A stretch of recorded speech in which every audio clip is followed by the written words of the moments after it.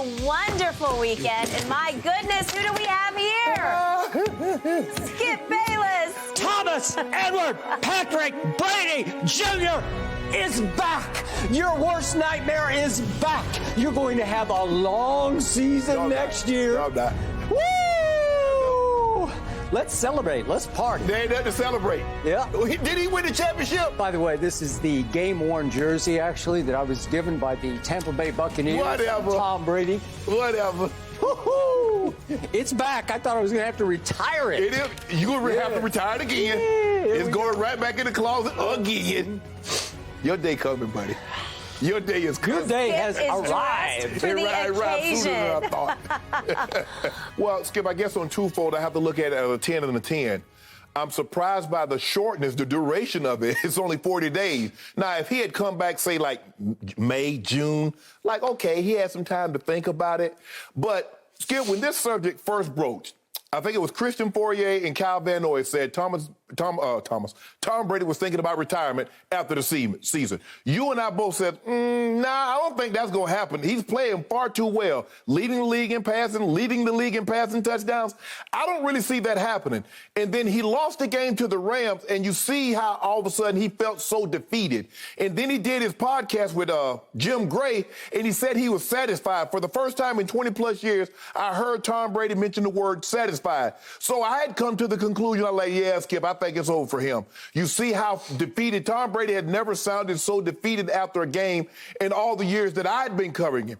And then on Tuesday, he said that he was satisfied in what he had accomplished and wanted to transition all the people that had supported him. Now it was time for him to support them. Mm-hmm. And so I said, okay, Tom Brady's going to retire, and that's going to be the end of it. Because as I look back at it, Skip, what are the mechanisms that forced him to retire, and how did they get removed in 40 days to make him unretire? And so that's the very interesting question. So for me, Skip, I'm at a 10.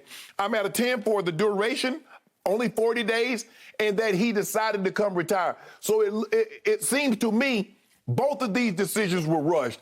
Had he taken more time, because that's what they say, Skip, never make a decision while you're upset, when you're in a frame, like you're like, nah, I probably should. Let me take some time to cool this thing off.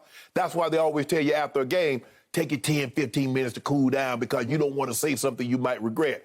Had Tom let's just say, Skip, he had taken the amount of time that it taken him to unretire, we probably wouldn't be in this situation, and Tom probably would have made the decision, I'm coming back. But because he seemed like he rushed this decision to retire, it seems like he rushed this decision to unretire. But, Skip, I'm at a 10. I am surprised that he decided to come back, although he had been dropping breadcrumbs. And I said, Skip, okay, here come this old Hansel and Gretel story. He keeps dropping breadcrumbs. You never say never. I don't know. You will see what happens. The season's a long ways away. And so for me, Skip, I'm going to say it's at a 10 because, like I said, he had talked about being satisfied. But what I'm starting to see with Tom Brady is Tom Brady doesn't want to let this attention go. He doesn't like the adulation. He don't want this adulation. And once you're retired, no matter how great you are, the sports world or the profession that you play, Skip, it moves on. It does. And so I still think Tom has that yearning to hear the Brady touchdown, the Brady adulation, the praise that gets heaped upon him. But he still feels at the ripe age of 45, which will be on August 3rd. I think that's his birthday. August 3rd. Happy birthday, Ernestine, in advance. Go ahead. He'll be 45, Skip, yep. But the guy still believes he can play. And he played at a level that says that he still can play. It's going to be interesting to see because I remember Peyton Manning played at a level one year. He had 39 touchdowns and 10 picks, and the next year it seemed like he dropped off a cliff. Hopefully that does not happen to Tom. But it's going to be. Are you suggesting it might? No, Skip, you never know. Because you're going into uncharted territory. It's one thing to navigate. He lives in uncharted territory, right? I mean, he's been doing that for 4 years. But when we go, he's going to pay like you're saying. 40 years, 41, 42, 43, 44. Now we're really in uncharted territory because we're going to the ripe age of 45. It's going to be very interesting to see. Sorry I seemed long-winded, but Skip, I'm at a 10. I'm a 10 that the shortness of the retirement and that he unretired when he seemed so, at the very beginning, he seemed sincere and he seemed sure of his decision. So, Shannon Sharpe just attempted ball control, clock killing, so that I didn't have much time to talk in this segment. But that's okay, because you got everything out that you needed to. And guess what, ladies and gentlemen? It is now my turn. Back to Jen's question, scale of 1 to 10. How surprised am I?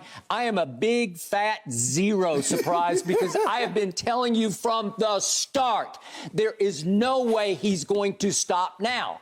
My only mild surprise is that he's running it back with the Buccaneers, because silly me, I thought there was a chance, maybe a fairly good chance, that he would finish back out in the Bay Area in San Mateo, where he was born and raised as a Joe Montana 49er fan. That had been circulating lately. Okay, that had been circulating, and trust me on this, that at least got checked into. So there's back channels going on where he at least tested the water with your Shanahans that you played for, Mike, and obviously his son Kyle, now the head coach of the 49ers, advised by his father Mike.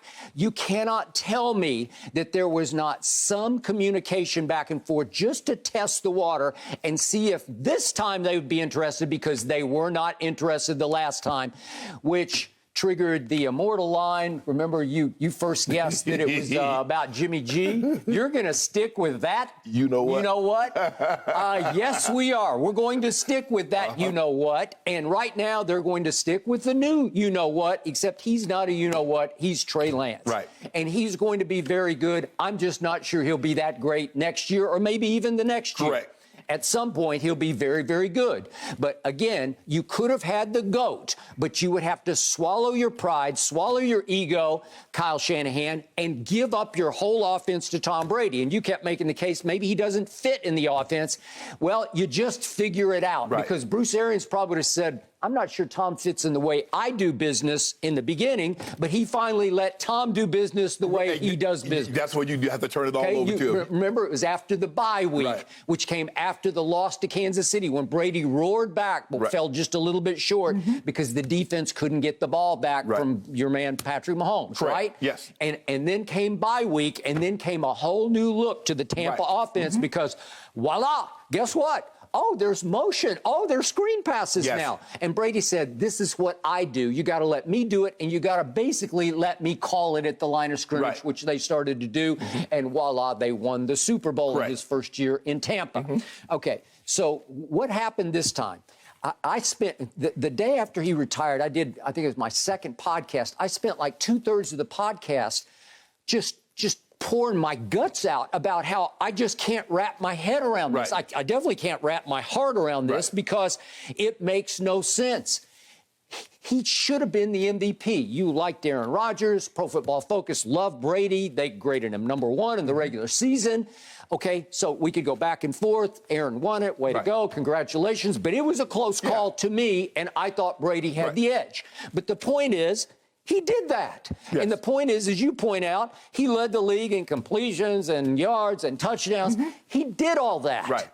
And the point was, to my knowledge, he's about as healthy as a quarterback could have been on when they lost, which was January 23rd. He walked away from that game, can I say, reasonably healthy? Yeah, of course. For a 44-year-old. I don't know anything that was wrong while he played a year ago with a torn MCL that he had to get fixed in the offseason. As far as we know, there hasn't been any surgery. I don't know any. And if they had one skip, he was going to be able to play the following week. So as far as, like you said, he was as healthy as you could be at 44. Well, I don't know. Is there some mechanism by which you can say, I'm out now? No, you can't say no mechanism. You out. It's over. Will Tom Brady try to make good with the guy? I doubt it. Do what? I know, because it wasn't his fault, right? It sure wasn't. Okay, so again, I'm off that, and he roared back to 27 all, right? 27 all, and then you know what happened? Cooper Kupp happened, and he saw him false step, and then what happened? It's it's like a pitch and catch. And as soon as don't mess it up. Hey, as soon as you catch it, as soon as you run under it like it's a punt, you're in field goal range. It's the game's over, and it was over for a quick walk-off, right? From, what was it, 30 yards away, walk-off. Okay, 30-yard field goal, ball game, Rams on the way to winning a championship. Correct? Yes. Okay, so did we see any decline at all? Well, obviously not.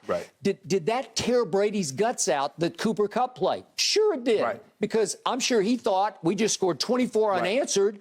I think I got him on the run. Yeah, if you'll just give me the ball back. Well, Skip, I'm not so sure that if you go into overtime, you don't lose this game. Because then it would they come had the down to momentum. probably a coin toss. Right, because we saw what happened in Kansas City and Buffalo. They got the momentum, and when they had the ball, boom, they took the game over. Okay. So I'm not so sure that if you would lose the coin toss, kind of like Atlanta in the Super Bowl, you lost the coin toss. You did?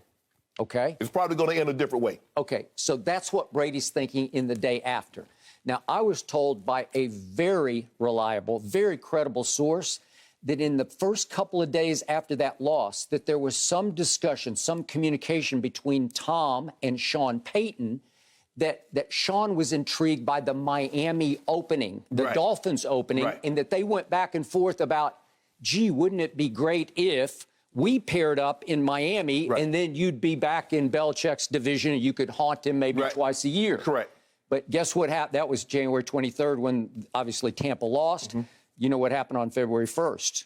The lawsuit dropped from Brian Flores. And all of a sudden, all bets were off because they were going to have to go a very different direction at head coach, which, as you know, they did. They did, correct. Okay. So my point was, from what I was told, that he was burned out on Bruce Arians. He's difficult. He's great and he's bad because he can be annoying and irritating because he's BA. And he's not going to back off. And he didn't even back off in the offseason because just the other day at the Combine when he was asked about Brady, remember the quote he said, oh, he slammed the door shut when I talked to him. And he says, I think that like a lot of guys now, that he just likes to have his name out there. Your name out there? Your coach said that? On the verge of you going back to said coach? Right. Well, I just think he was burned out, not on his teammates, because in his statement that he posted on Twitter yesterday, he said, I miss my teammates, but he didn't say I miss my coaching staff. Well, you got no choice, Skip. You got to run it back with them. But I tell you what he did do. If you notice, there are three people that was in the loop. Tom Brady, B.A., and Jason Light. There was no fans, there was no homeboys, because he says now, if this gets out that I'm possibly coming back, I know where it came from. Okay. And now I'm going to slam the door completely shut. Skip, I believe had this come out a day before, I believe Tom Brady slams the door.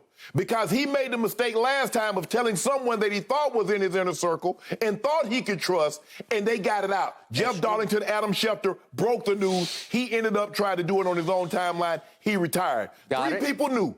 And he says, if this gets out, one of you told it, and I'm up out of here. Okay. They kept it hush-hush because I was seeing Jason Light said over the last several days, Tom, B.A., and myself had a lot of conversation, which led us to believe he was coming back. Okay.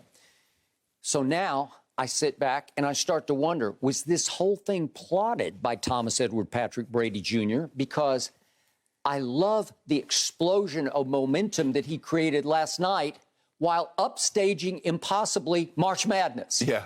The brackets come down, right, from on high. They come down, and all anybody was talking about by the end of the night, right, March Madness was rendered sort of third or fourth class citizens. Yeah, well, Skip, I hate to break it to you, but I don't know. But something about March Madness this year, it doesn't have the same buzz that it has the years past. Well, maybe the teams aren't what they was. The Dukes are down a little bit. Okay, well, he just stepped on what's left of March Madness, and he became March Madness.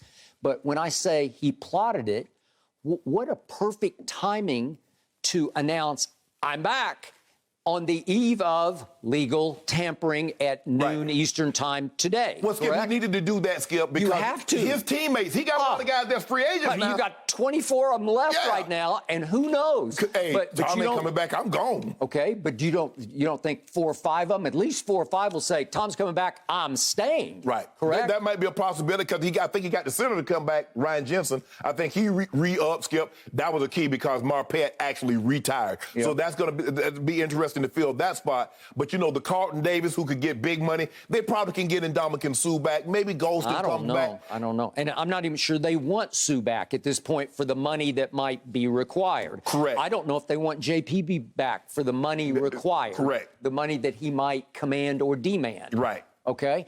And then you got all kinds of Leonard Fournette. You don't Ronald Jones. Ronald Jones. You got my little man Keyshawn Vaughn. He seems like the last running back left on the. Yeah, Gio Bernard is up. Okay, all right. O.J. Howard is up. O.J. Howard. You do get Chris Godwin back, but he's coming off an ACL injury. How will he be able to start at the start of the season, Skip? Or are you going to put him on the PUP list? He missed a couple of games. So all I know is it's Mike Evans and what? I'm not sure about. You got little Scotty Turner, right? Okay, well, you got. And a couple of those other guys. Perriman. Yep. What's the little receiver that they got from LSU? Yeah, Cyril Grayson. Yeah. I'm not sure which of those guys will be back. I'm not at all sure. But I also wonder about Big Gronk.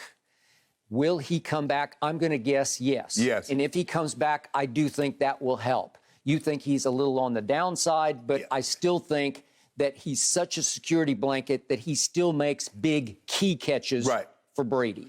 Skip, he just can't dominate the games like he once could. If you remember, Skip, the Jets game, he played really well. I think he went over 100 yards. He went over 100 yards the last game against Carolina. But prior to that, he only had 100-yard game. And remember, he dropped like 5 or 6 passes against the Saints. And then he came when they went to Carolina, Brady once like, what is he doing? The days of him, Skip, you remember he used to take the whole 10, 11, 12 games, he could just dominate and they had no answer for him. Now he has to pick and choose his spots, and Brady does a great job of using him in that manner. But I believe you're right. I do believe he come back because Brady came back, because he's never played with any other quarterback besides Brady, and I don't think he wants to at this point in his career. Okay.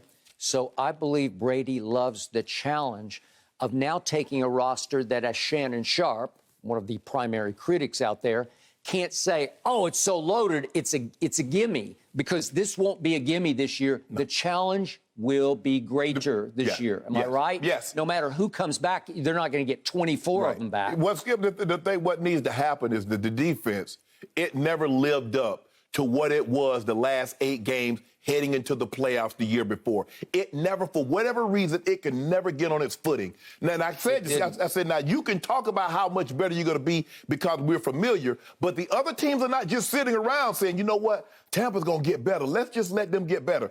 Other teams are going to try to get better also, and they saw things that teams took advantage of, that they're going to try to stay more in where we can take advantage of you and stay where we're vulnerable at. Yep. And they did a great job of that, Skip. That pass rush was not as spirited as it was down the stretch.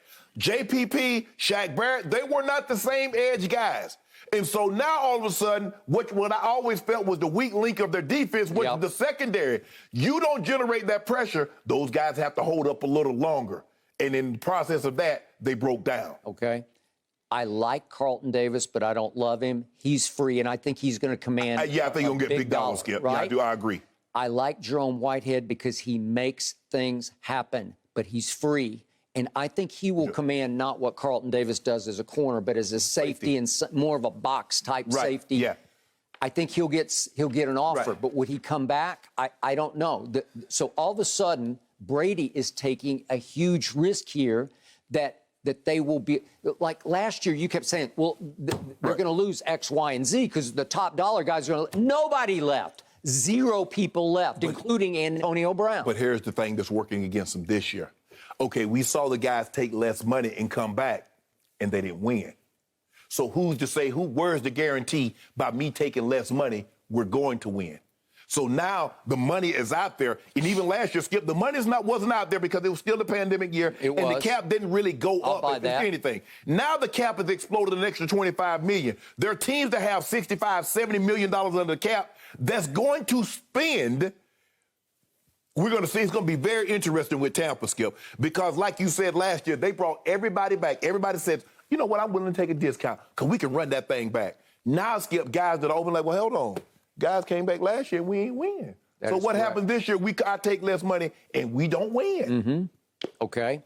So in the end, I look at Brady saying, okay, I still have Byron Leftwich, who I think he loves. Yes, I believe so, too. And Clyde Christensen, who he very much likes. Yeah, he's QB coach. And I think Todd Bowles he loves from a distance because he's the defensive coordinator, but I'm the biggest fan of Todd Bowles, and I think he did the best he could with a defense that was not motivated the way it was the year before. Right. So I think Brady said, okay, I still have a coaching staff in place where I can live with BA. Right. Because I'm not sure that there was another option readily available this late in the game, because this is still, like you said, well, if it was April or May, but he's saying, no, I got to get a team together as we open up free agency. Right. I had to make sure, because it's not so. There's a chance that Ryan Jensen would have left on the open market, and there still might be some guys, Skip, that leave. But he's doing, not only is he doing his teammates a favor, he's doing the Buccaneers a favor. Says, okay, I'm coming back. This is what what I cost against the cap. Okay, how many of the guys can we get to come back that we want to come back? That's the thing, Skip. Yeah, there's guys that, do we actually want them to come back, or could we address this? Can we go out in free agency, and maybe there's someone out in free agency that says, well, hell, Tampa's good. Hey, I'll take a little money to go to Tampa. No state income tax. The weather's nice, and we got Tom Brady. There you go. He's back. Great stuff, guys. It's going to be so interesting to watch it unfold. By the way, BA's reaction, 2 words. He said, total excitement. We'll see how it all turns out. Thank you for watching. You can subscribe here to get the latest from the show, and be sure to check out more of the best clips from Undisputed, or go watch a few other segments from our other shows on FS1.